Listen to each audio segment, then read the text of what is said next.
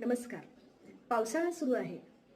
पावसाळ्यामध्ये बऱ्याच वेळेला पोटामध्ये दुखणं किंवा गॅसेस होणं किंवा पोट फुगणं असे बरेच त्रास होतात. तर अशा वेळेला पावसाळ्यामध्ये मुख्यतः पोटातला वात वाढलेला असतो आणि त्यासोबतच पाणी, अन्न हे खूप दूषित झालेलं असतं आणि म्हणूनच पावसाळ्यामध्ये पोटाची विशेष काळजी घ्यावी लागते. मग आता ती काळजी कोणती घ्यायची? तर पावसाळ्यामध्ये शक्यतो बाहेरचं पाणी प्यायचं नाही. घरामध्येही पाणी उकळून प्यायचं. त्यासोबतच बाहेरचं अन्न खाऊ नये. घरामध्ये पण कडधान्य किंवा मैद्याचे पदार्थ, बेसन पिठाचे पदार्थ हे टाळावेत. बाहेरचे पदार्थ ह्या काळामध्ये शक्यतो खाऊच नयेत.